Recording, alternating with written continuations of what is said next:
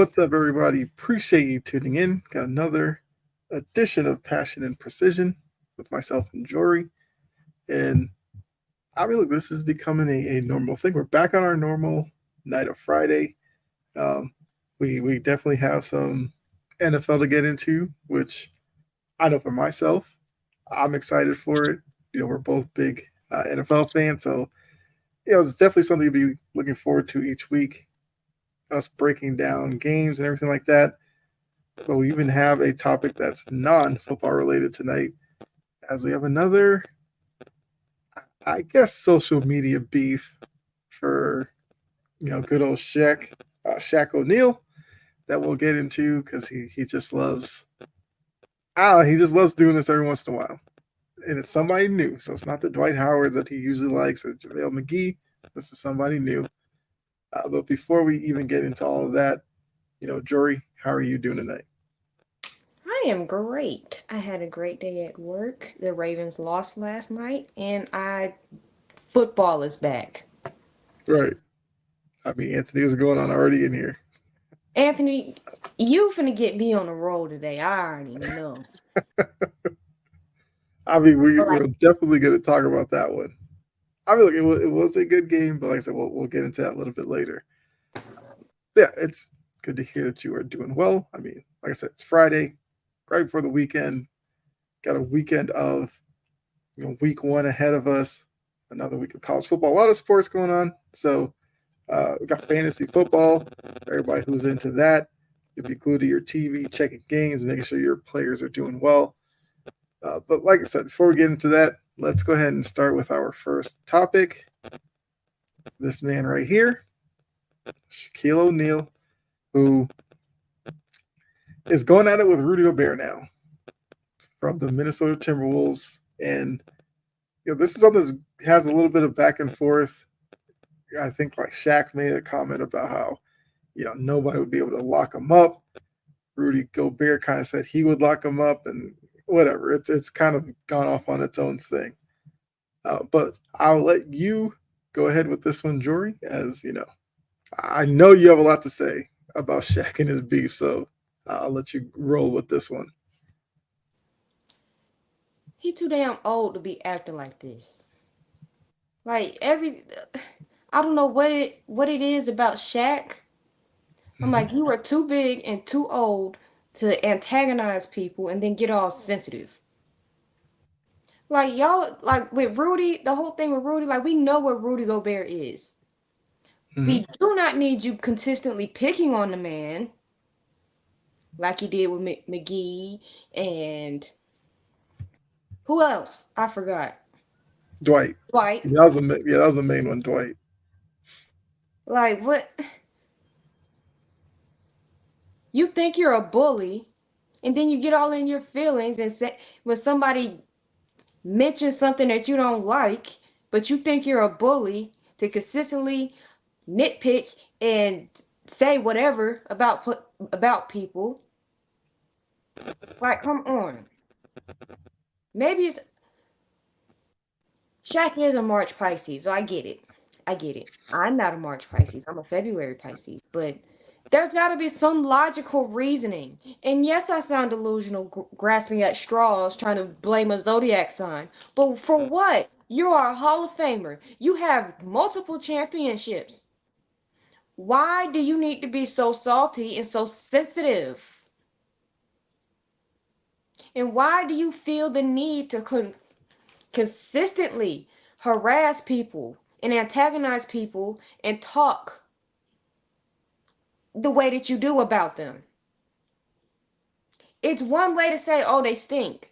It's another to Mm-hmm. go the how far him and Chuck can go sometimes. The thing is with Charles, it's more lighthearted, but Shaq is dead ass serious. He's dead serious. Yeah. Yeah, So I like mean, it's like it's.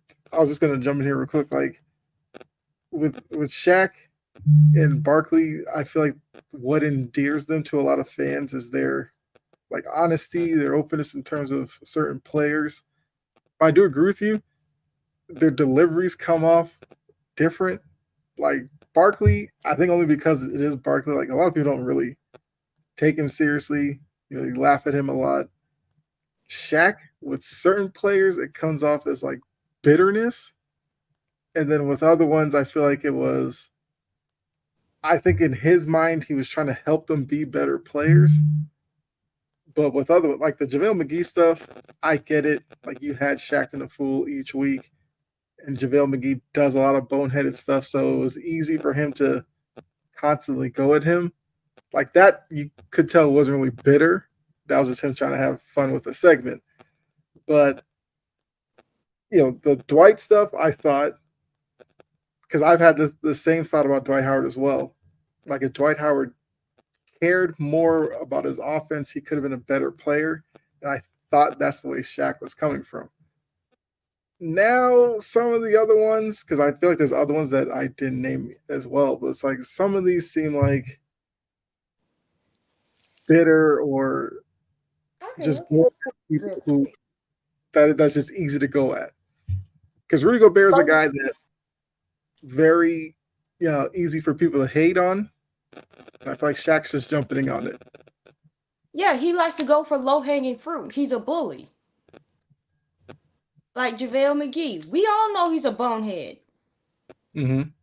But with him, it got to the point where they were rerunning old stuff to try to laugh at it.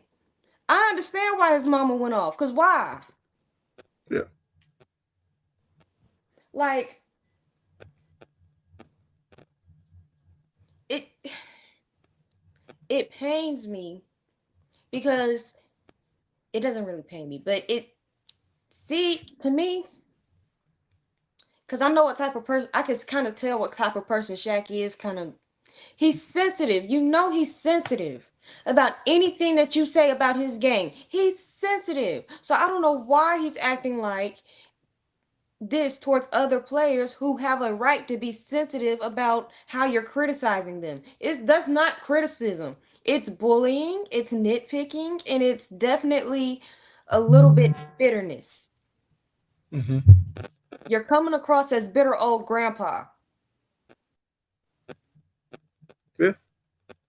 I do think some of that is also with a bit of the landscape. I feel like more so in the NBA than other leagues. You have a lot of older former players or older analysts that sometimes will knock down today's athlete to make their generation better. And we get that only because a lot of the younger fans and younger players like to take shots at previous generations. And it's kind of become like a big turf war where if you played in the 90s or whatever, because that's usually where the younger generation likes to attack, is that era. They get defensive and feel like they have to push back on some of the guys from today. Because there's other ones like Steven Jackson. Mm-hmm. He recently did it where he talked about like players today that get a lot of recognition and they only play on one side of the ball. He mentioned like LaMelo Ball and Dame Lillard and guys like that. That was clearly, once An again, attack. a guy who, that's what I'm saying, like once again, another guy who played in the 90s. I mean, Steven obviously overlapped with the 90s and 2000s, but he played that back then and wanted to defend more of the both way type of players back then. So like it's just like a common narrative now. One young player will say something, give it a day or two, and you'll get a former player who will respond to them, and then just creates a whole new story. Get along. And that is a big thing for me to say because I've fallen out with plenty of people. But why can we just get along? Like, come on. Like, Yeah, we I got mean Jack it's a good being point. bitter, me being told to die. I'm still alive. But can we be friends? Can we all just get along? Cut the crap. I'm tired. Mm-hmm. Uh, look, I get it, and social media obviously plays a hand in this, where everybody with an opinion has a platform to kind of go with every direction that they want to, and then with that, people respond to it, and that creates its own little thing. Look, I kind of agree with you. It's like, can we not just enjoy the sport, whichever sport it is that you want to debate, and just have respectful debates that doesn't need to take Escalate. down a whole era, take down a whole generation, take down whatever, just to prop up who you like. Like, just make your argument for your guy, listen to the opposition, keep it moving. But people don't like listening. That's the problem. I mean, yeah, it's a good point. Listening is not a lot of people's strong suit. And if they are listening, they're not listening to listen. They're listening to rebuttal. Mm-hmm. Good point. All right. I mean, once again, we got kind of started off on a topic that isn't NFL related because that is like the main part of the show today. So let's go ahead and get into what happened last night. So, big NFL kickoff. We get a rematch of the AFC title game from this past season. Came down to, as you can see in the image here, a toe. Isaiah Likely goes up, makes a great catch in traffic, but on his way down, couldn't get his right foot in, and that's how the game ended. Now, at first, it was called a touchdown, and John Harbaugh was actually going to go for two to get the win, which that would have been an interesting scenario if we actually got to see what kind of play they would have run to go for two. And if they were able to convert it, obviously he'd look like a genius. But if they were stopped, I wonder what a lot of people would be saying. But we didn't get that because, like I said, Likely was out. Likely was probably the MVP of sorts for the Ravens. He was the one wide receiver. I mean, he's a tight end, but he plays like a wide receiver, a bigger one that Lamar could find pretty regularly. For the Chiefs kind of, I mean, they did their thing. Like they got their celebration before the game. They went out, they executed. I mean, Xavier Worthy, what a way to showcase your skills. Got National burnt. TV opening night, and he looked like everything is advertised. Uh, we got Anthony already. Ravens could have scored the last two plays, very true, which we'll get into that. And me drafting Derrick Henry was a waste. We'll get into that as well. That's also a talking point for this game as well. So with that, obviously the Chiefs go to 1-0. Ravens are 0-1. So, like, Jory, what were your thoughts on the game last night? Other than the evil cackling sound that I had in my brain once the clock was like 0000, and I saw that the Mhm. Ravens had lost. Then I started Yeah. seeing all the pathetic excuses. The refs, they kept calling this, they kept doing that, and da da da da da da. No, if you had to play more discipline and stop lining up wrong, and if Mm-hmm. Lamar hadn't have sold down the stretch, let's call it what it is. He didn't choke, he sold. He followed up one good pass by two horrendous passes into the Yeah. crybabies, to the feather brained crybabies. They shouldn't have called him out. He was out. Like, That that one I can't understand. Like, he clearly landed out. Like, what you want them to do? he Like, was look the other out. way? You saw his toe Yeah. cross the outline. He was out. OUT out Mm-hmm.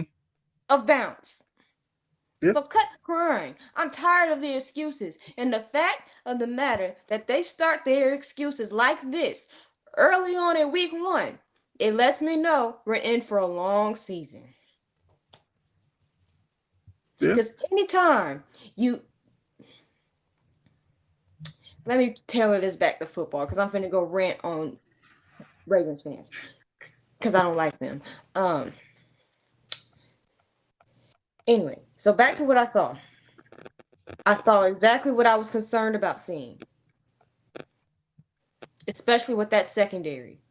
Minus Hamilton,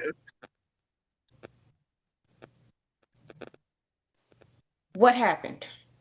Marlon Humphrey got burnt. I've been hearing about Marlon Humphrey's finally healthy. Marlon Humphrey this, Marlon Humphrey that. Look, you got your Marlon Humphrey back and burnt. And then we're hearing about the front seven and da da da da. Now they did pretty solid. I will give them that. Roquan, he was a little undisciplined. And then he had the nerve to say, because he did a late hit and somebody pushed him, and like, we can see about it. Don't nobody want to see your ugly ass. Like, come on. Ain't nobody stun you. I mean, that was a play that wasn't called. So, a lot of the Especially stuff if the you got Ravens, away with one. Like, yeah, come on. Ravens fans were pointing out a lot of things that wasn't going their way. That was a call that very easily could have been made, and they decided to let it go. But yeah, I mean, I'll let you And then continue. you up here talking about you don't want to see me and do the root, the root, the root. Shut up. Like, what? Because you didn't do nothing about it then. Right. And the Yeah. fact that you got away with a late hit and now you're mad because somebody pushed you because they didn't like the fact that you hit their quarterback late, or whoever it was, I believe it was the quarterback. I might be a little fuzzy, but whatever it is that you hit late, and now you're mad, talking all cuckoo and out the side of your neck because somebody pushed you because they didn't agree with it. He did push Mahomes. It was Mahomes out of bounds that he pushed. Yeah. Exactly. Toughen up. Yeah. You deserve that. And if somebody had a swing on you for pushing Mahomes like that, you would have deserved that too, because he was out of bounds, and you're mad. You got away with a 15-yard penalty and you're mad because somebody pushed you. Yeah. And Man, I mean, please. we know when it comes to quarterbacks that usually a lot of fights happen when you push a guy out of bounds like that. All he got was a little shove. I don't think it was that big of a deal. But I was opening night, a lot of emotions because we also saw, was it likely when he was walking down the tunnel, he went back at a Chiefs fan, obviously upset at what happened just moments ago with being out of bounds. So this is a game that I figured that the Ravens probably built up all off season after the AFC title game. It wanted to have a good showing. Probably wanted to get the win, obviously, to kind of set their season off on the right foot. But look, it was a good game. It was entertaining. The finish was pretty dramatic. Going to the replay and seeing that he just stepped on the end line. I mean, I guess we could kind of talk about Anthony's comments. Let's just start with this one. I do think this is a good one. Drafting Derrick Henry was a waste because Derrick Henry, first drive, 5 carries. It seemed like he was going to be a feature most of the night. He scores the touchdown. You're like, okay, this is why they got him. After that, he had 8 total carries, so they completely went away from him. Now, once again, it is only week one. I get that, but was there? I guess what was most troubling to you about the way that Derrick Henry was used or not used in the game last night? What the hell did they bring him there for? To do that? You could have kept Gus Edwards for that. You could have went and got Tony Pollard for that. Mm-hmm. Like, what? Just wasting people's time. And then when like, their whole offense as a whole, not just Derrick, wasn't efficient enough. Like, when they stalled early, Mm-hmm. the offensive line is a little, eh. And then the way that they're using Derrick is not in the way that he's been. Is if you're a Titans fan, The way the Ravens are using Derek is the exact same way that Todd Downing was using Derek, and we were crying for Downing to get fired. Like it don't work. You just have him standing around waiting for the ball or doing whatnot. It doesn't work. He's an uphill down he's an upright downhill back. If you're gonna give it to him, you have to feed it to him. He's not just gonna be. He is good. He can't catch, Mm-hmm. but he's primarily a threat in between the tackles. And that offensive line was a little shaky to me. They're doing nothing but wasting this man's time. And Anthony, I promise you, it'll get a little bit better as the season goes. It is just week one, but I also drafted Derrick Henry, so I don't need this to be a waste. Yeah, I mean, I do agree with they can't just exclusively use him out of shotgun. That takes away from his effectiveness. You want to, give him his full drop, get the handoff, get a full head of steam going towards the line. Let him pick out whichever opening is there, run through, and get into that second level, and obviously the third level in the secondary. Where once it gets to the secondary, it's a big problem. Those are the guys he likes to, stiff arm into oblivion. I do think that obviously with it being week one, they tried this. You would think they would probably use him a bit more week two. Obviously, we'll have to see how that turns out. But yeah, I mean, if you did draft him, I feel like you'll be okay because we know the Ravens like to run the ball. We also know they'll probably have plenty of opportunities in the red zone. That's probably where Derrick Henry will get a lot of, points that way, scoring touchdowns. So you'll be fine. Um, Anthony does bring up the Mark Andrews aspect of this was interesting last night. You basically didn't hear from him. And I think that kind of goes to Kansas City understands Lamar likes to throw to Mark Andrews. So if you take him away, that does take away his security blanket. Now, luckily, he was able to find Isaiah Likely pretty often. Now, I do think teams like Kansas City and other defenses that are capable will take Mark Andrews away. We saw a lot of short passes from Lamar out in the flats, a lot of quick screens and stuff like that. And on those plays, you have to have, guys who can get in pursuit and sure tacklers. Like that's the worst thing you can do against Baltimore, miss tackles. Because then, again, in the open field, you have guys like Zay Flowers, who's pretty speedy. We saw Likely on his touchdown play that, he can be pretty elusive as well. You have Bateman. Like you have guys who, if they get in the open field, can possibly do something. But that's where I think Kansas City played really well defensively. And look, Spagnuolo, we already knew. Like he's a guy who could put together a really good defensive game plan. Kansas City performed it to a T, and that's why we saw what we saw last night, where Lamar was effective with his legs, yes, with his arm. He had a couple of good throws, but overall, I don't think he had the best game throwing the ball. And look, there's another kind of conversation that I've heard about was Lamar running the way he did last night because there's a few runs where Lamar lowered his shoulder and tried to take guys on. How long can he last playing like that? That's what you got the running back for, you nitwits. That's a good point. That's exactly what you got the running back for. And now you have your quarterback over here thinking he a running back, lowering his shoulder when that he needs his shoulder to throw the ball and be a quarterback as accurately as he can. Mm-hmm. Like, bro, yeah. That made me mad because I'm like, why is he running like this when you have a 6'4", 250-pound running back in the backfield that can do that? Mm-hmm. Make it make sense. 1 + 1 don't equal 1,000,000. Make it make sense. like watching the game, I got kind of the same vibe I got from the AFC title game.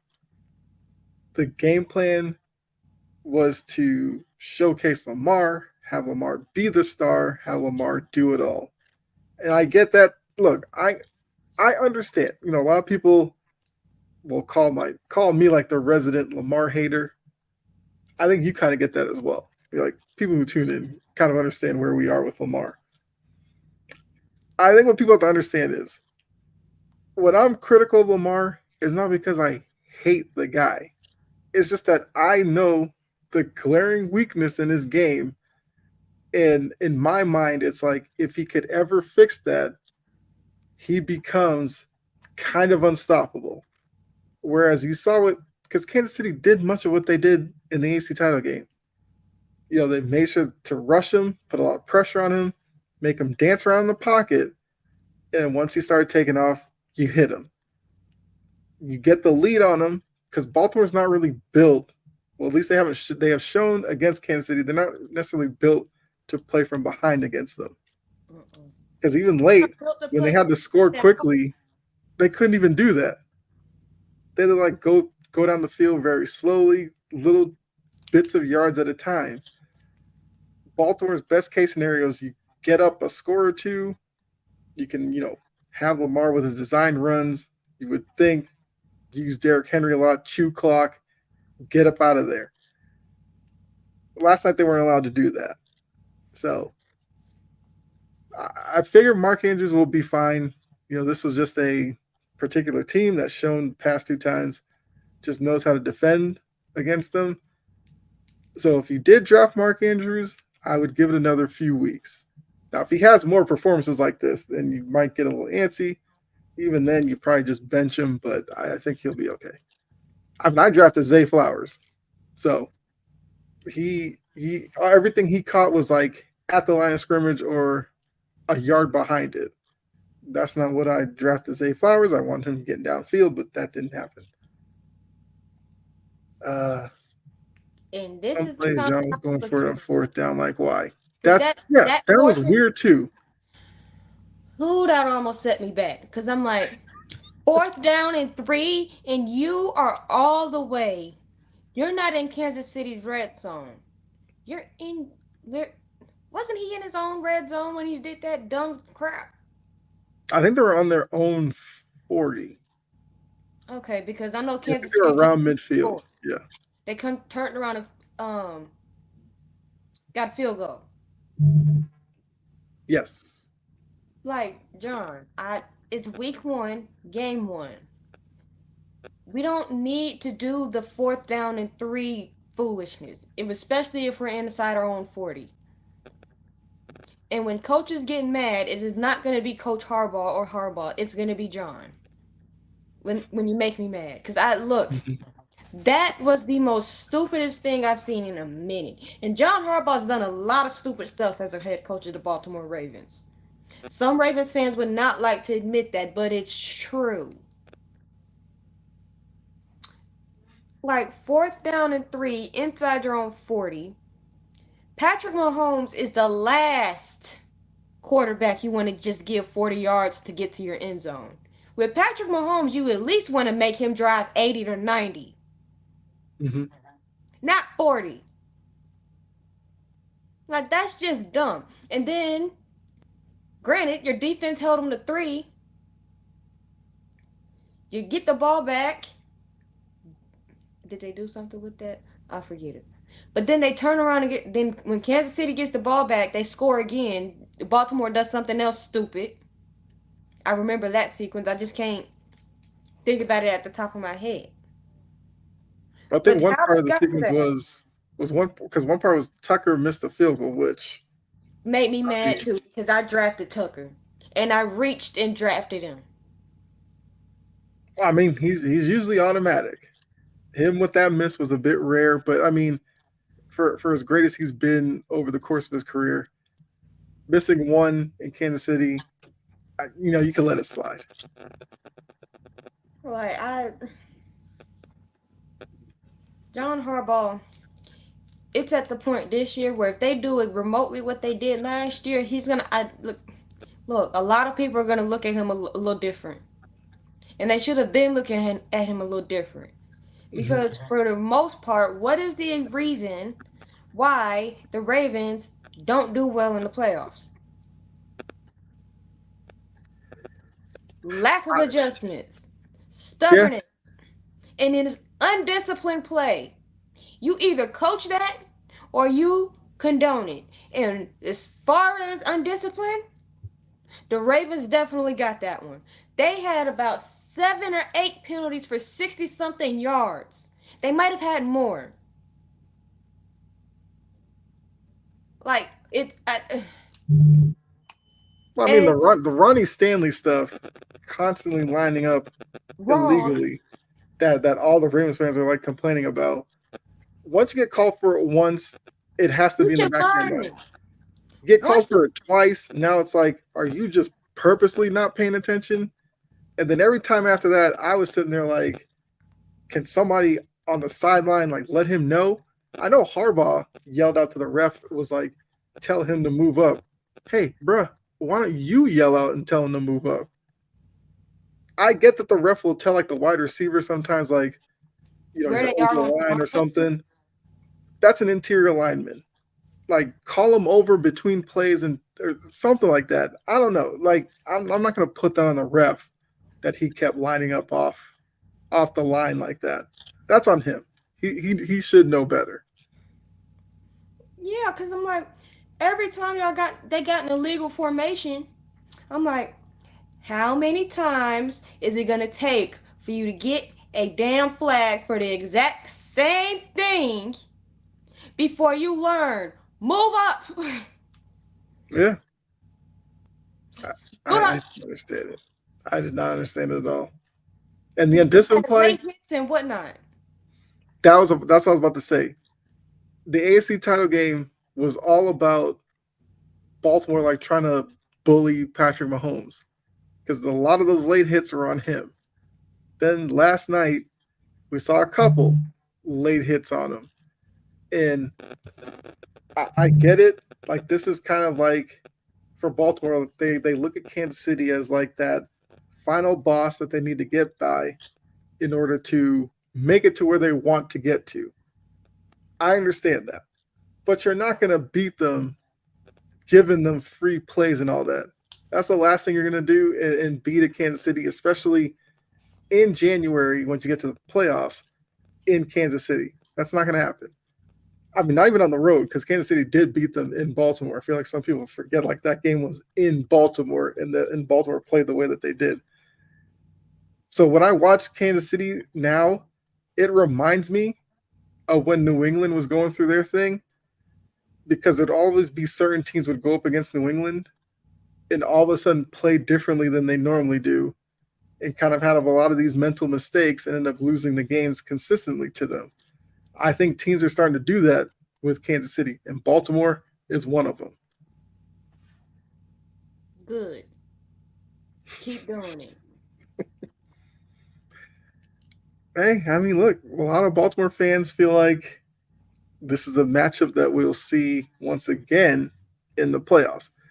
It's kind of a bold take to have after one game, but I See, mean, this who is why I knows? don't like them. I'm like, it's one game and you lost. Mm-hmm.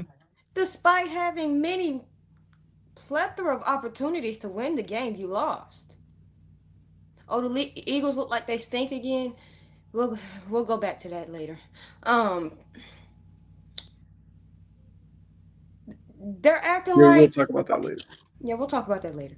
Yeah, Um, talking about we'll see. We'll be back in the playoffs. We'll meet this team again in the playoffs. You haven't seen what the Bengals look like. You don't know what the Browns look like. You don't know what the Bills look like. You don't know what a whole bunch of teams look like. Why are you talking like you're just an automatic lock for the playoffs? Shut up. This is why don't nobody like y'all. Like, come on. Y'all put all these dumbass excuses out when y'all lose. You act like The negative for this team doesn't exist because every time you Mhm. try to mention something that's a concern, you want to deflect and go back into what positive happened and at least it wasn't this and da da da da da. No, address the concern. Be objective. Be realistic about your team. Like, don't get me started on them. Look, I completely understand it because there's always fan bases out there that will infuriate other fan bases. I mean, look, there's a lot of people that the Cowboys fans are that for them. I think the 49ers fans have become that for some. The Ravens, yeah, have become that for a good number of fan bases as well. And look, the Ravens are a talented team. I understand that. But there's only so much that talent can get you before, pressure and all that to finally get it done occurs. And I think they're already there. Like, especially when you have a quarterback that's a multi-time MVP winner. Like, there's only so much that can carry that people are going to continue to look like, oh, this is an elite guy. This is that. If you keep coming up small in the playoffs, you kind of get labeled as just a regular season type team, Like the which is what the Cowboys. Cowboys are. That's not what you want to be. You want to be a team like Kansas City that no matter what you do in the regular season, if you get to the playoffs, you always have to pay attention to what they're doing, and they're a team that's feared. I don't know how many teams necessarily fear Baltimore when you get into a playoff setting. Not one. Not one. Houston wasn't scared of them. They just didn't have the experience. And Right. these are the same group of damn featherbrains that were calling 3 years ago when Derrick Henry was a Titan, injury prone and washed. And now that he's a Raven, want to sit up here on God's internet, talk about acting like he's the best thing since the damn potato chips were invented. Yeah. Like I a mean, bunch Anthony, of that's what I was saying. Yeah, that's what I said. They have a two-time MVP. So, like, at a certain point, that has to equate in the playoffs. You can't be two MVP awards, but two playoff wins. yeah. And I You don't want to that see him that get number another. cannot be the same. I don't think I don't want to see Lamar get Jackson get another MVP without doing something worthwhile in the playoffs to match it. I'm over that because if he do it again and then he's stinking up in the playoffs, it's gonna be overrated for him. And I already feel like that about Josh Allen. And Josh Allen, does Josh Allen have an MVP? No, Right. So, I, I mean, look, I'm there with you. Like all the accolades and stuff, without the success and the winning when it matters, unfortunately, that's going to start coming up. A lot of people will start thinking overrated. And look, I get it with his lack of success. I mean, Chris Collinsworth last night tried everything he could to rate up Lamar Jackson. I mean, that guy was in awe with everything that he did. And like I said, he's a guy that can pull off jaw breaking moves every once in a while. But that's all well and good in the regular season. You get to the postseason, for the most part, you're playing better defenses. You're playing against usually coordinators like a Spagnuolo that when they lock in defensively and have time to game plan for you, will make your life harder. It's whether or not you can elevate your play and still produce. So that's kind of where Baltimore is right now. But it was a good start to the season. For a week one opening night game, you had everything involved in that. Also, didn't want to overlook Anthony's first comment that the Ravens could have scored the last two plays. Yeah, the okay, so I gave Lamar a lot of crap for the Zay Flowers throw because the Isaiah Likely throw before that one, where it's led to Likely being laid out on the ground for a little bit, I feel like that was the worst throw. The medicine ball. Likely was open, back corner. That's a ball you put on a line, easy touchdown. He floated it for some reason, which allowed the defender to undercut him. And because he was in the back of the end zone, he landed on kind of the hard surface back there. And obviously he did come back.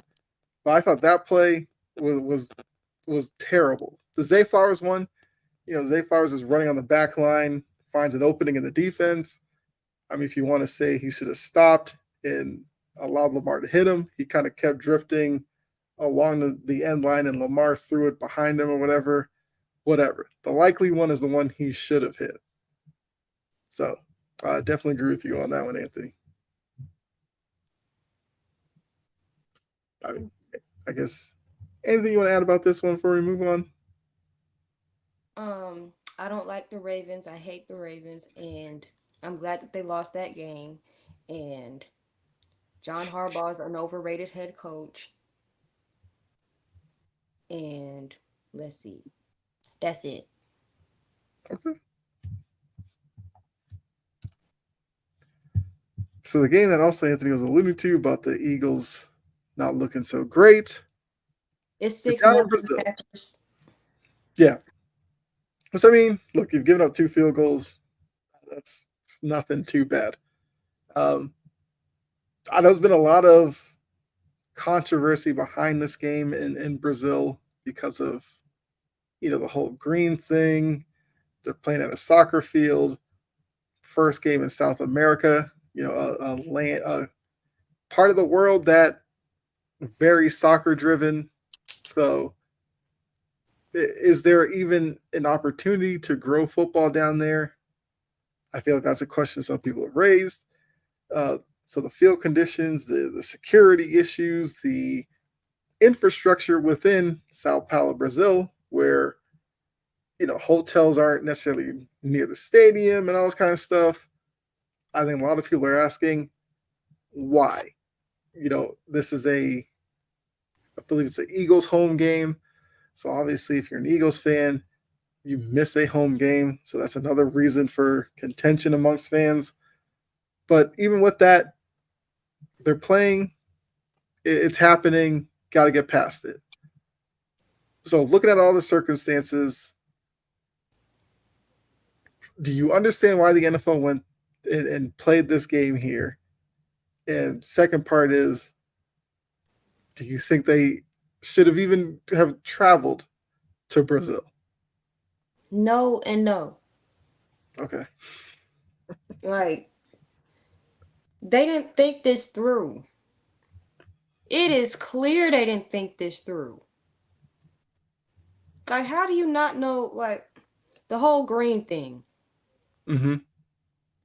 Like, you send 2 teams down there where people have a problem with the color green and it leads to violence and riots and all of this other foolishness, whose primary colors are green. What?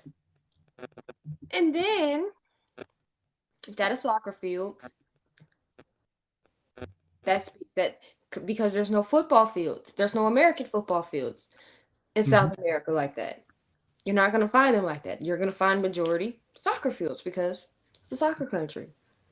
Yeah. Then you have the Eagles had the closer hot hotel. So the Packers had to show up. They had to travel like an hour and a half to 2 hours, if not more. Hell, you should have kept them in the same hotel then at that point. Because at what point do you draw boundaries? And then it was, you don't want to bring your family there because there's crime. There's a whole, you don't want to leave the room. Did anybody with some 2 brain cells think this completely through in the country that they chose to put this game in? You could have went on Google or on YouTube, on anything, and watched a few videos and read a few articles about Brazil, talked to a few people, and you would have realized that wasn't the way to go. This is not it. And you're just You're ruining Eagles fans a home experience. It would have been their home opener. Yeah. To experiment and play around in Brazil? Are you kidding me? Playing around and experimenting, because some people are crazy, is not worth potentially risking people's lives. I mean, I I understand that. I completely get that. I guess just to let everybody know, the whole green aspect is like rival soccer teams in their local league, and we all know up here that'd be like wearing Cowboys colors to an Eagles game up in Philly. It's not going to be the best experience. So that part of it, yeah. For the NFL, because when I saw this, I understood what they were doing. They are kind of closed off from the rest of the world only because in the U.S., basically the only country that plays football like this on this kind of level, this kind of fan reaction and everything like that. And the NFL is king in terms of major sports here. Globally, they're not. They're behind soccer, which is like the world's game as they call it. They're behind the NBA because the NBA, because of their international influx within the NBA, and because like the dream team and all that, very much a global game. Now, baseball has their own issues, but at least with baseball, you have players in Major League Baseball that come from all over the world. That helps with your global footprint. So NFL is like the only one that doesn't have any access outside of the US. Like we're seeing that they're trying to implement programs because there's actually a few guys playing in the league now that have come from like European countries because of like training camps and programs that were established in those countries, which is fine. Now they do London games, they do Germany games, but once again, that's only expanding into Europe. Going into Asia, I don't know. There'll probably be plans to play like China or Japan or something one of these years. That's probably going to come next. So they're going to go into South America. And look, if you're going to pick a country in South America, there's probably only two you could probably get away with this. I feel like Brazil is the obvious choice. Outside of that, maybe Argentina, you can probably get away with it. Some of Anywhere them other countries, you do not want to try this. So I think Brazil was an easy choice.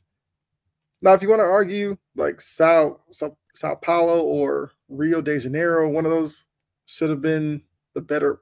I guess Rio de Janeiro might have been a better option. I don't know, yeah. but I can't fault the league for trying.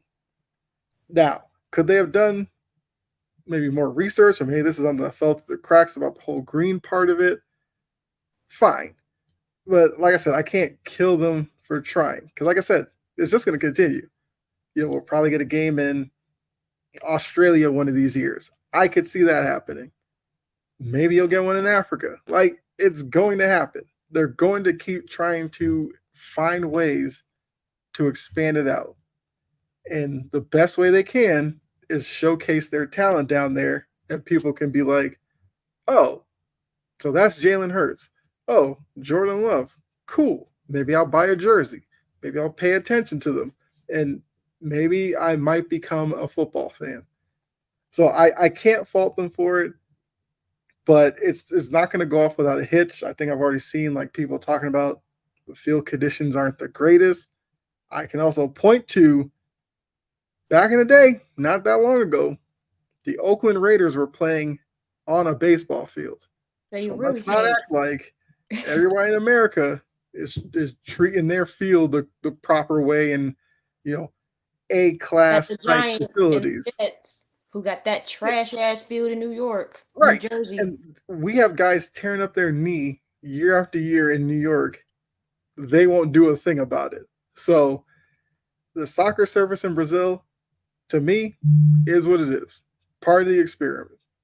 But yeah, so I mean, we'll have to see. Do they go back next year?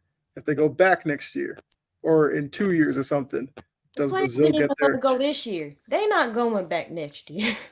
I mean, like maybe not next year, but like if they go back in like in 2 years or something, give Brazil an opportunity to fix the surface or whatever. Sure. Look, for some players, getting a chance to go to Brazil, they may take that opportunity and run with it. I think that's another part of this. Like, if you're a team and you finally get to go to like London or something for the first time ever, you probably go over there and enjoy the experience.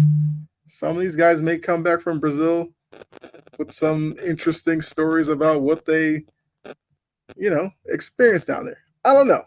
So They I'm they not mad at the didn't league for trying it, but go ahead. they didn't experience it. They couldn't leave their rooms. I mean, that's what I'm saying. Like, I understand the thought there. The execution probably could have been done a little bit better, but this is just going to continue because the NFL has to find a way to, as a business, reach a broader audience. Like the audience here in the U.S., I mean, they've probably have maxed out pretty much.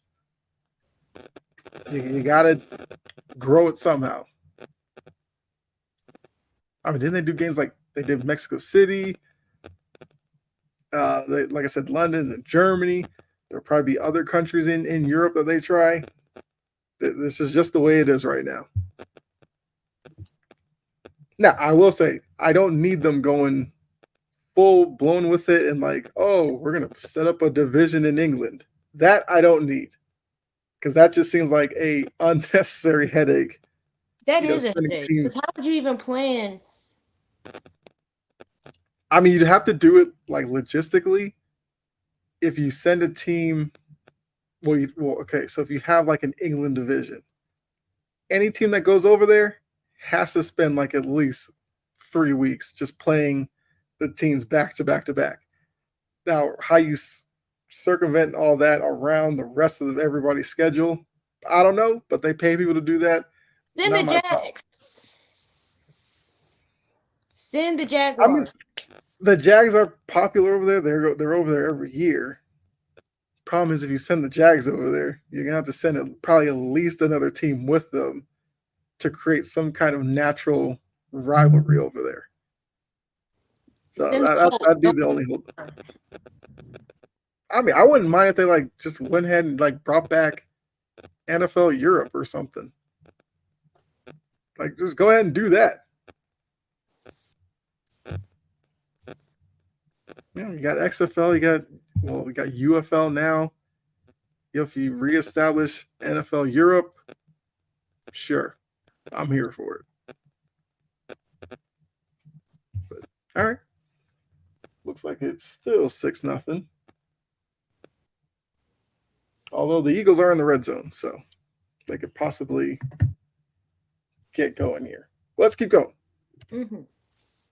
All right, so the rest of week 1, which, like I said, every week after this, I will definitely have a graphic up that keeps track of our records in terms of picking games. So we're going to pick every game each week. We are picking just straight winners. I know if you see me on the ball, we pick against the spread, but here, just strictly picking the winner of the game. Last week we did Ravens and Chiefs, and that was my fault. I completely forgot about the game in Brazil. Otherwise, we would have picked that one. So we'll skip that one since the game's already started. Don't want to, whatever. So we'll run through these games, get our picks. Then in the description, I have the link to Tumblr. You can check there probably this weekend. I'll have all of our picks up as well. You can keep track of it there. So let's go ahead and get started with Steelers at Falcons. Interesting game. Justin Fields is going to start. Seems like Russ Wilson hurt his calf in practice. So it seems like Fields will get the start. What'd you say? Again? I mean, that's what I saw like yesterday. He like calf tightness or something like that. And now it's like he's in question for starting. Falcons You already know the moves that they made. They're obviously trying to do some big things this year. The Falcons usually play pretty well down in Atlanta.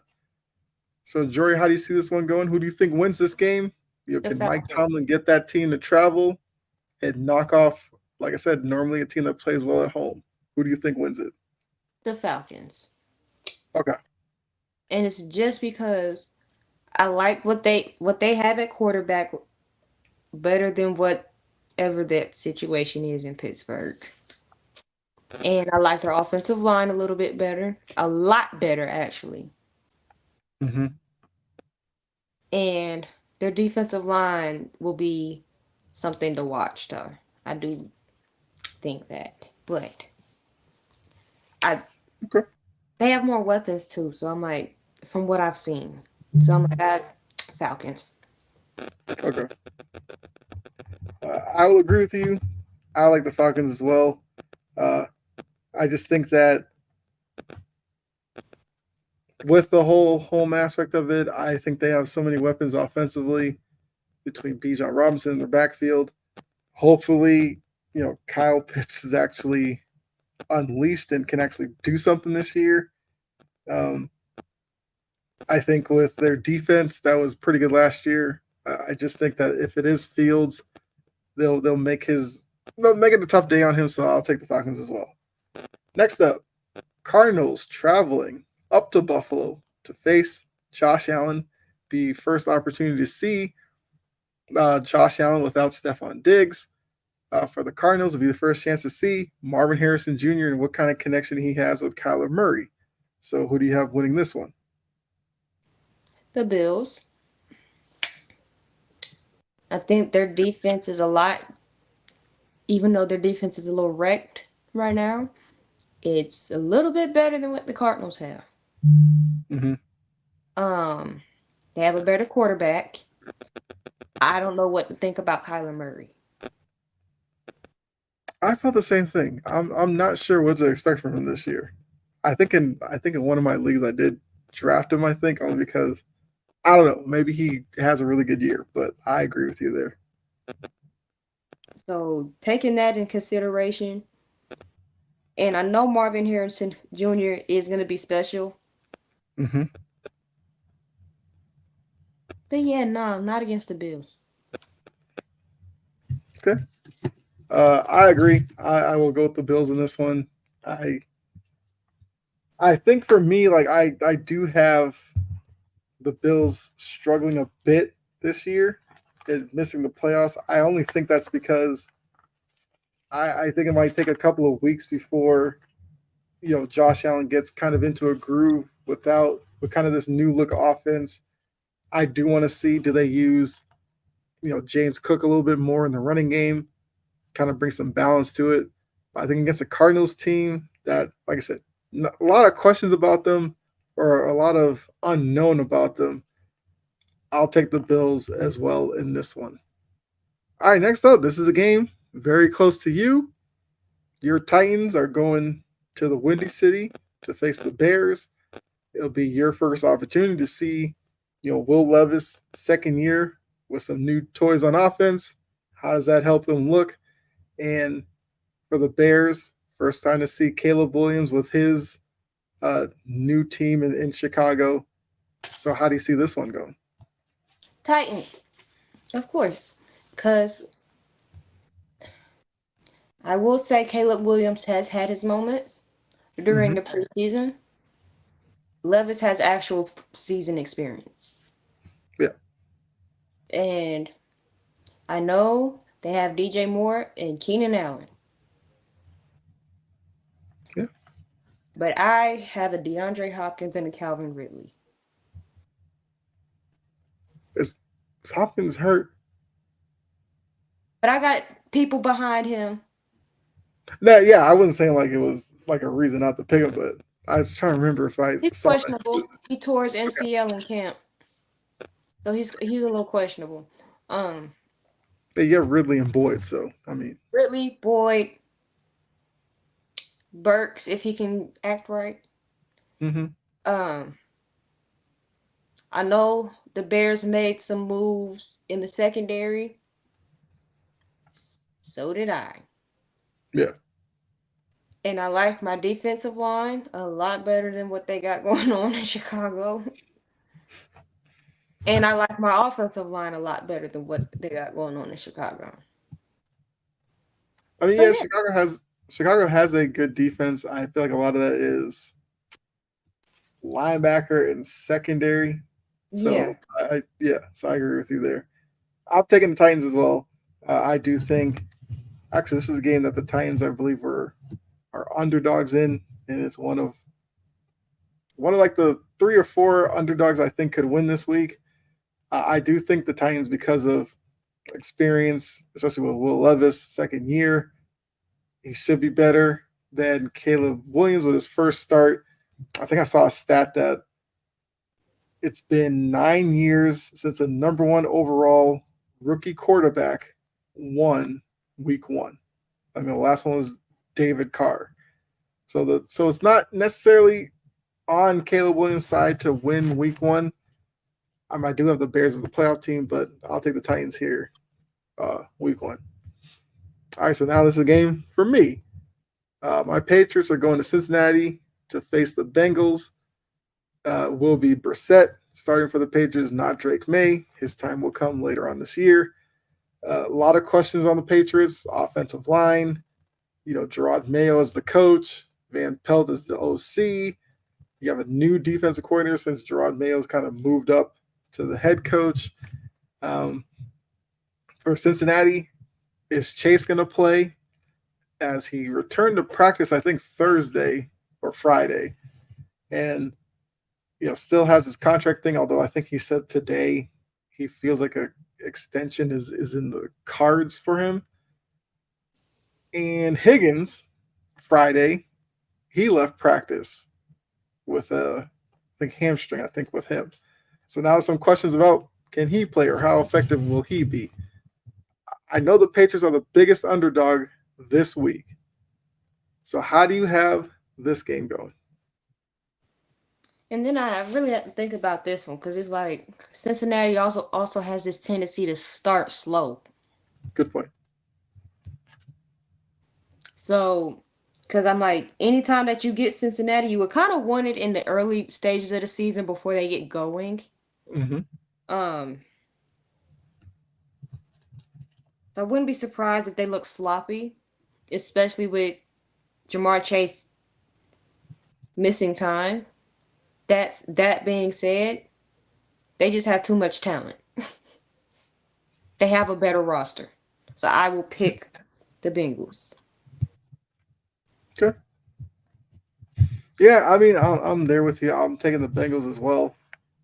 Now, I did, when I pick against the spread, I'm all over the Patriots covering the spread. I think the Patriots will keep it close. I feel like the Patriots defense won't allow Burrow and that offense to just go nuts and run the score up. Obviously we'll have to see offensively from New England how do they look. Van Pelt coming from Cleveland, he's already put it out there. It's going to be a run first offense. I'm not mad at that. Ramondre Stevenson is a more than capable running back. You brought in Antonio Gibson. You have JaMychal Hasty. Like you have some running backs there. I'm fine with that. I I will be paying so much attention to the offensive line and how they hold up. The Bengals have Trey Hendrickson, who, especially on pass plays, can wreak a lot of havoc. I'm assuming they're probably going to run at him a bit. But I'll take the Bengals in a game that's closer than people think. Mm-hmm. Another game that's kind of close to you in your division here. You got the Texans traveling to Indy to face the Colts. Texans coming off their great season last year. C.J. Stroud, who I feel like is in some early MVP conversations. They seem to be trending upwards. The Colts missed a lot of time seeing Anthony Richardson last year. Have to see what he looks like with this group. So how do you see this one going? A tie. I'm kidding. The Texans. The Colts did absolutely nothing this offseason other than go get Raekwon Davis and sign their overpaid offensive line. Great. You signed a bunch of old men. Yeah. that have been there forever. Meanwhile, everybody else in your division has done everything in their power to get better, and you do nothing. I Yeah. hope the Texans skull drug the Colts, skull drag them, just mollywop them. I might hate them more than I hate the Ravens. I actually think this is a game that I think the spread was only like a point and a half, which I was kind of surprised by. Now the Texans are a road team, so with the Texans being a point and a half favorite, that basically equates to being a 4.5 point favorite since the home team automatically gets like 3 points. But I'm with you. I feel like the Texans will win this one kind of easily, but we'll Mm. see. It's the NFL. It's week one. A lot of crazy things can happen, but I like the Texans as well. All right, so next up, Battle of the Florida teams. The Jacksonville Jags head down south a little bit in Florida to Miami to face off against the Dolphins. The Dolphins coming off a season where, very exciting early on, mid-season, late in the year, it starts turning kind of towards them being a bit of an average team. Get to the playoffs, they play They in, stink. yeah, they play in adverse conditions because it was cold in Kansas City, and they just looked like they weren't ready. Jacksonville comes into this one, a lot of hype behind them a couple of years ago. Last season died down a bit. This year, I feel like there's more uncertainty about them than ever. So they're probably a team that could benefit from a quick start. But how do you see this one going between the Jags and the Dolphins? I I'm trying to be objective here. Okay. I'm really trying. But they both have done some questionable things this offseason. Mm-hmm. Like, why did the Dolphins think it was a good idea to let Christian Wilkins walk? Mm-hmm. But they turned around and just signed Jalen Ramsey to an extension. Yeah, I saw that. Yeah. Um, the Jaguars, they can't keep a consistent group of wide receivers together. And it's not always the receiver's fault. Mm-hmm. They have a quarterback that can make some bad decisions. And the Dolphins also have a quarterback that can make some bad decisions. Like, Yeah.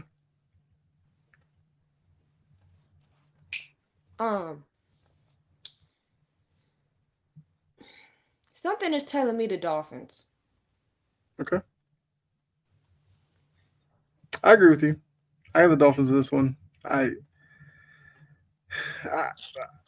I need to see Trevor Lawrence over a couple of games here before I could probably even confidently pick them to win anything.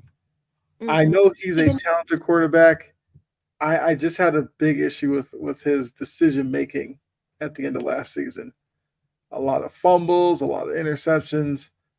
I need to see that that's not a trend first before I kind of go in the direction that I'm thinking of. Jacksonville might he and Jacksonville might need to get away from each other just for the betterment of both parties. I think to some people that might be crazy to say because there are sections of the NFL fan base that do think Trevor Lawrence is destined to be one of the better quarterbacks in this league.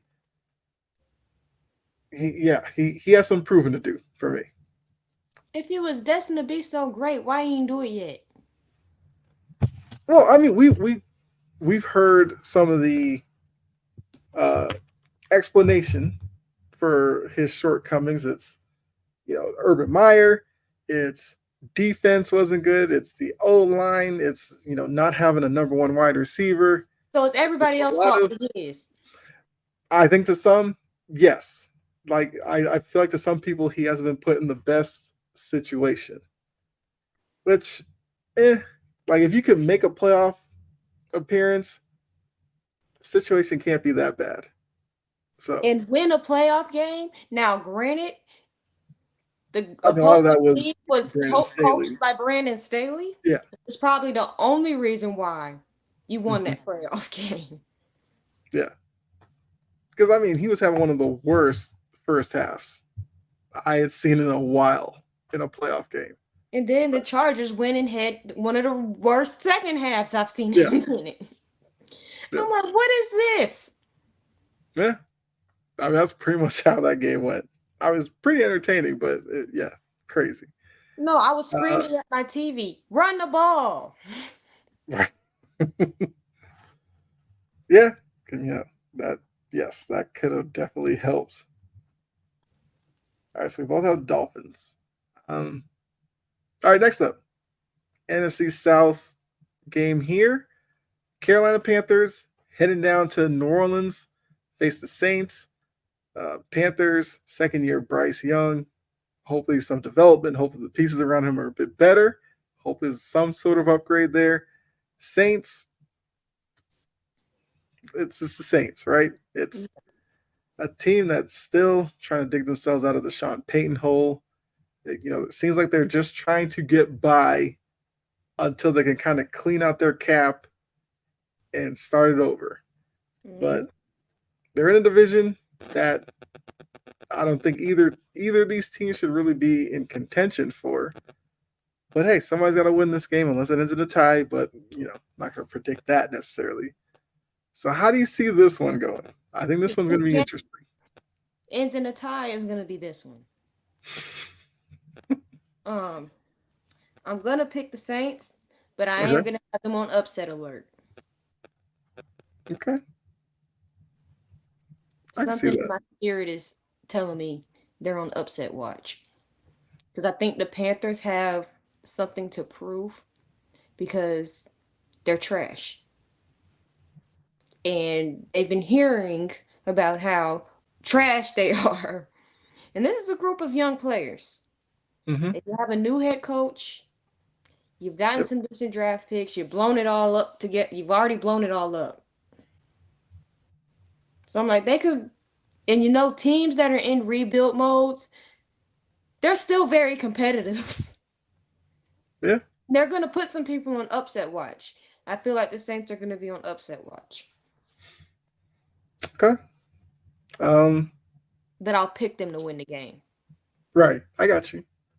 So I said when I was talking about the Patriots that there was a couple of teams that I picked as underdogs. I'm taking with the spread.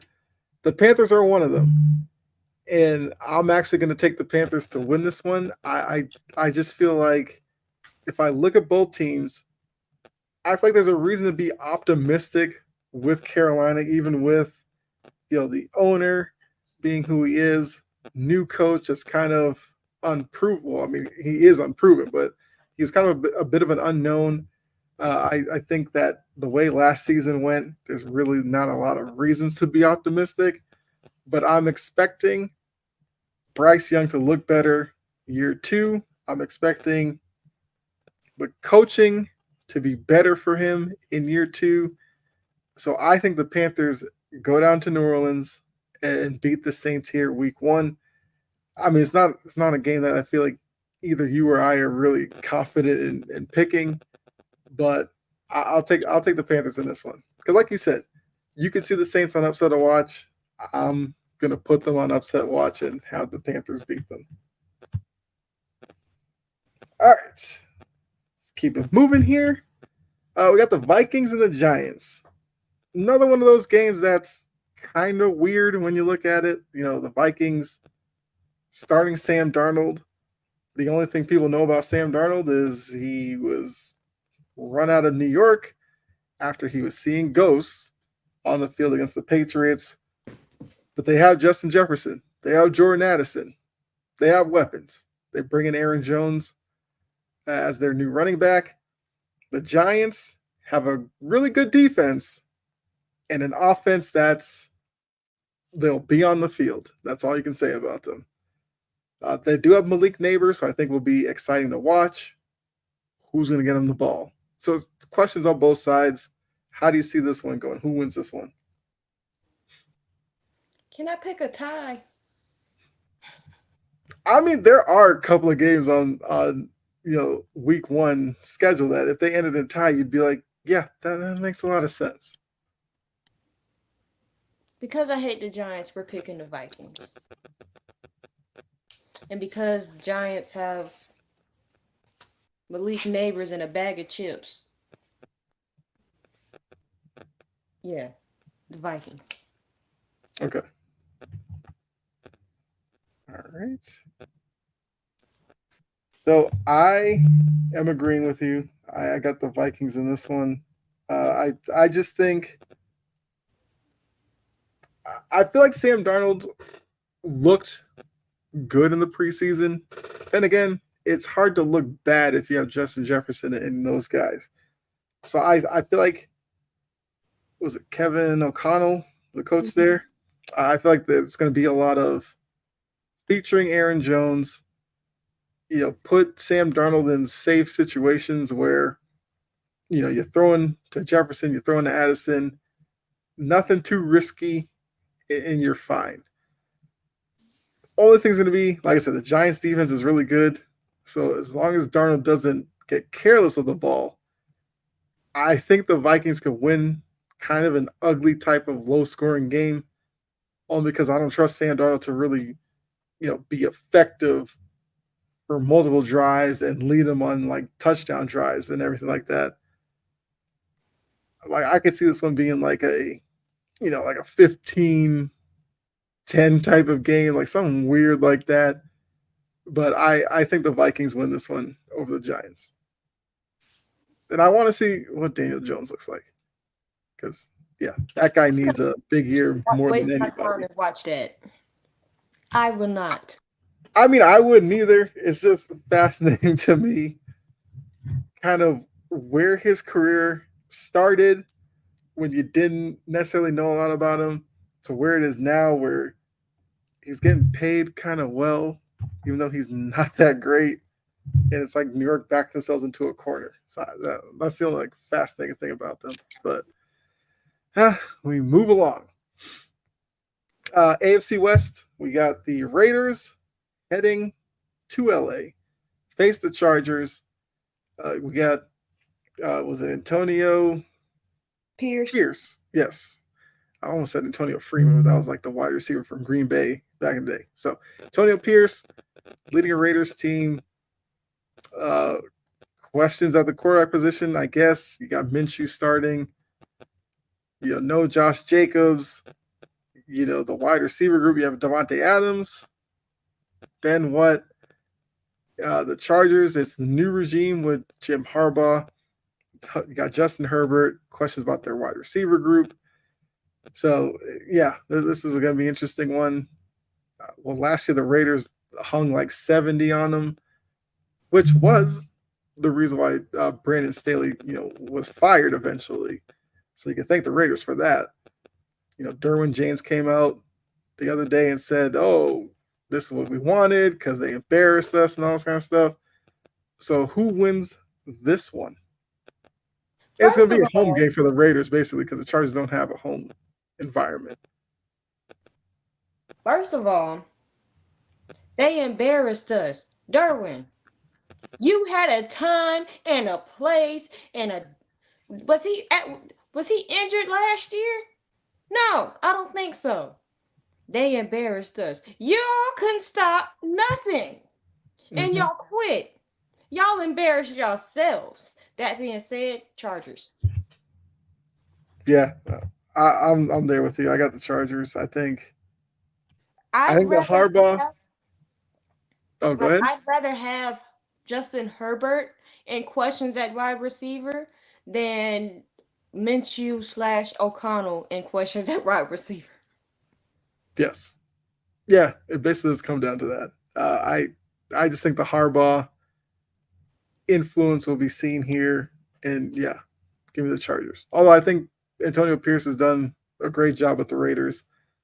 Be interesting to see what they do this year. I will be watching them. Yeah. I'm not wasting my time on the Giants. Right. Next up, I mean, you have the could have been Russell Wilson Bowl if he stayed in Denver, but Got the Broncos. Sean Payton is bringing in his new Drew Brees, Bo Nix, out to Seattle to face the 12th man. And hopefully for the Seahawks, if you're a Seahawks fan, a bounce back season from Geno Smith. You got DK Metcalf. You have Tyler Lockett. You have, like I said, the 12th man, which is a tough crowd, especially for Bo Nix as a rookie going there. So who wins this one? I think it is going to be the Seahawks game because you are playing a rookie quarterback who has not played in Seattle. I feel like they're going to rattle him a little bit. He might be a little off. Mm-hmm. I'm not so sure if I'm very confident in Seattle's quarterback. Geno Smith is what he is. He's a good quarterback. I'm not saying he sucks. He's good. He just ain't gonna get you far in the playoffs. He can lose you some games too. So if he could just take a step forward, and I feel like the Seahawks have a better defense. They still have a good defense. Mm-hmm. So I'm like that right there, and then you're playing a rookie who don't know who preseason aside don't know what to expect. So yeah, I'll pick the Seahawks. Okay. I know you talked about Geno Smith. This is like a quick question just to follow up. Do you think we see Sam Howell at any point this year? Yes. Okay. I kind of think so too. Even though I'm rooting for Geno to do well, but yeah, I think Sam Howell makes a few starts. Okay, this is a game I think a lot of people will be paying attention to as well. The Cowboys heading up to Cleveland to face the Browns. Cowboys, look, they were talk of the offseason for their inactivity and everything like that. As Jordan Love just hit Jaden Reed on a 70-yard pass for a touchdown. But we have Cowboys. Everything about them, that the attention that they got was negative. There's contract disputes, which it still is because Dak didn't get signed. Just recently signed CD. And remember, their offseason was like a month ago. You had like the Micah Parsons thing where being called out by teammates for the podcast and, whether he's focused on football. That seemed like that happened like 2 years ago. It was the same offseason. Then you have the Browns, who, once again, if you've paid attention to our show, Jory and I talk about Deshaun Watson a lot. And this is, look, he did what he did in Houston. He moves on. He's had 2 years now in Cleveland. This is make or break for him. If he is not at least 75, 80% of what he was in Houston, this might be it for him. For as talented as he was in Houston, the past couple of years haven't been it. And I get the money he's making, even though I think last week it kind of flew under the radar. They restructured his deal. There's obviously got to be a reason behind that. But outside of him, really good defense with Myles Garrett. You have an offense with Amari Cooper, Jerry Jeudy, who was a bit of a not busting in Denver, but he was a little underwhelming in Denver. And I think for Cleveland, they're hoping new scenery, a better Jerry Jeudy. So how do you have this one going?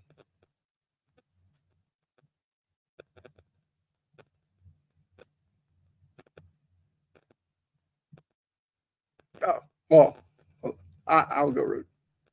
I'm good. Okay. The diva right here was at my door. I got you. Hey, So, Bella. I have the Browns winning this game. Mainly because of their defense. I don't know what that weirdo wearing the number 4 is gonna do. Mm-hmm. I'm not very confident in him. Much likely because I also don't like him. But he is what he is. Hmm. And he's already suffering from shoulder soreness. The fact that he's on football tells me everything I need to know. The defense is going to carry this team. So I feel like that by itself is going to be good enough to win with versus the Cowboys, who have to replace half of their offensive line. Yeah, I agree with you. I have the Browns in this one as well. I think, kind of like you said, the defense. It seems like they'll be able to kind of handle Dak and CD and those guys. This might be a game that they may need a big performance out of Zeke if they're going to have a chance of winning this one. I just don't know if you can get that at this point. So I'll take the Browns as well. And I kind of think like you, they'll probably win it despite Deshaun Watson. I don't think he's going to necessarily have some great game because haven't seen it yet. Have no reason to think it's going to happen. But for Cleveland, they probably just need him to make the obvious play, don't turn it over, and they should be fine. Yeah, don't stink it up. Yeah. Which, for as talented as he is, the fact that it's come down to that says a lot. Exactly. Uh, Next up, we got Commanders and the Bucks. Commanders, first time you get to see Jaden Daniels.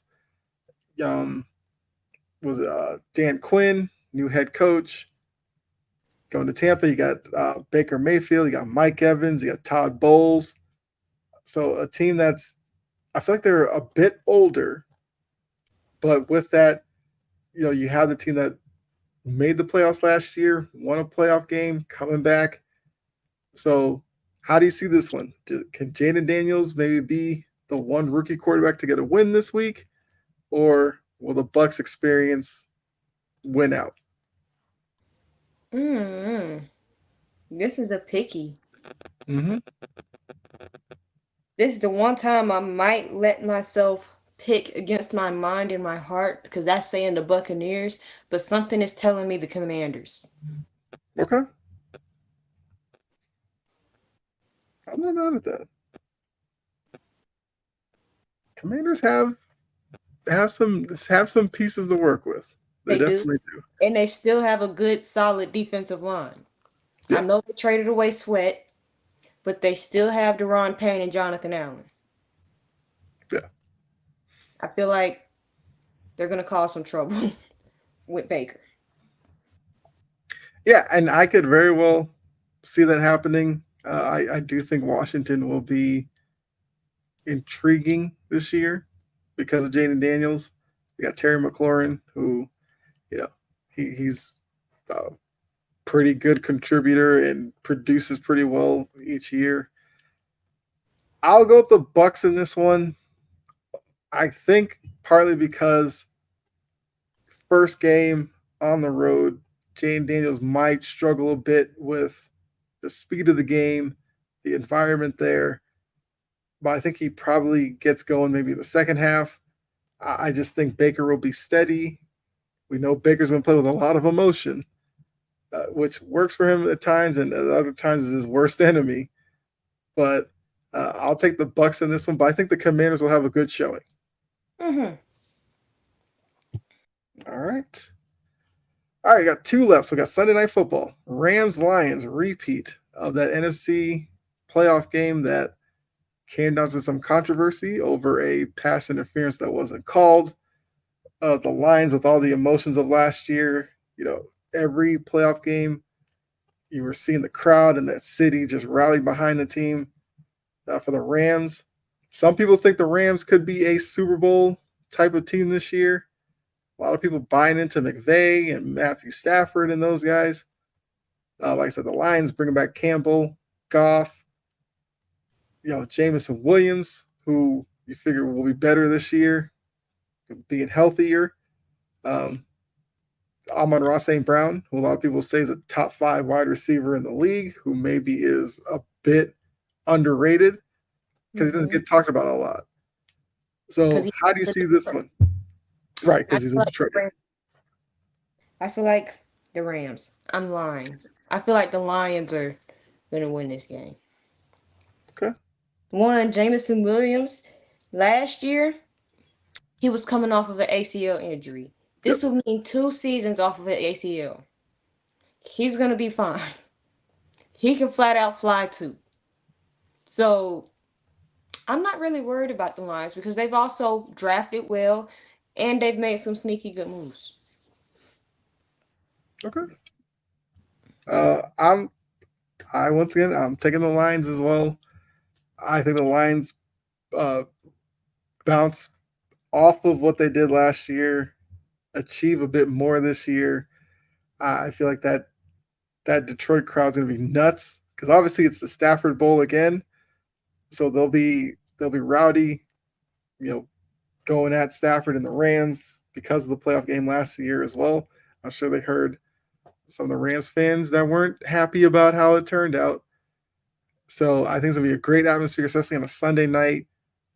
I will be tuned in for every second of that game. I'm here for it. I think Jared Goff is in the perfect situation. It's actually the Jared Goff Bowl as well, but you know Yeah, he's not that he's is not as hilarious. high profile as Stafford. Yeah, I like where the lines are going. I think they get this one. I kind of want to see Puka Nakua. Like he had 1,500 yards last year. Crazy to think that. Can he repeat that? It's gonna be tough now that people know who he is. But And yeah, how I'll to take the try to lines. defend them, even though you can, it's easy to know how to defend them. It's hard to actually do it. Right, exactly. All right, final one. Monday night. Aaron Rodgers and the Jets, who media loves because it's New York. It's the Jets. It's Aaron And Rodgers. Rodgers. Yeah. Well, he's going to get tested early on. He got tested last year by the turf, which I mean, I'm not making a joke about that, but he gets hurt last year. Jets fans immediately, all their excitement goes out the window. They're excited once again, but the opponent isn't any easier. They have to travel out to San Francisco to face a really good defense and an offense that can come at you from several different aspects of their team. The Jets have a good defense, yes, that's true, but will they be good enough to hold up against you know Debo Samuel, who could line up in the backfield, line up out wide, line up in the slot? You got Brandon Ayuk, you got George Kittle.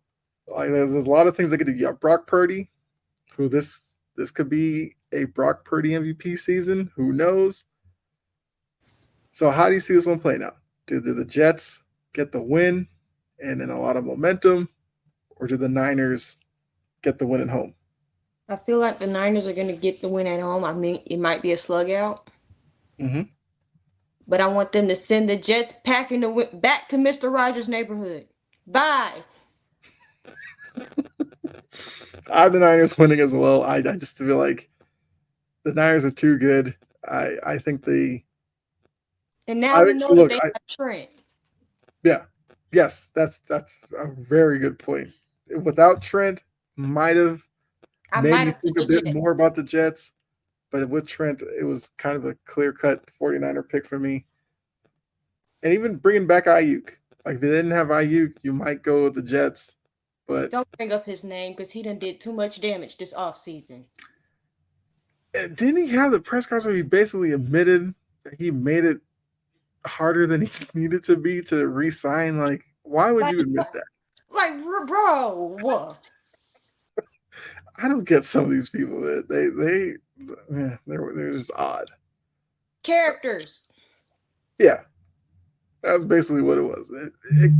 He basically told us he wanted some attention, and he got it. So hopefully he's happy finally. Um, but yeah, I mean that's week one. Like I said, we will do this each week. Pick the games. We basically have the same pick except for we differ on Saints Panthers. You have the Saints, I have the Panthers, and we differ on Commanders Bucks. And we differed on the game last night because you took the Chiefs, I took the Ravens. And I won. And I picked the score pretty much accurately. I Yeah, said 17 to you said 28. 28-17. It was 27-20. So yeah, that's pretty close. Okay. I just had to throw that in there. Sorry. No, it's all good. It's all good.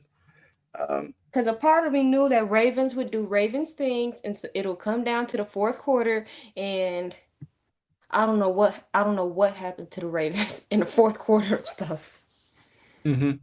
especially when it's versus the Chiefs. It's like, do Yeah, y'all have? Is it the Chiefs that just make y'all lose y'all's rabbit ass mind? What is it about the Chiefs?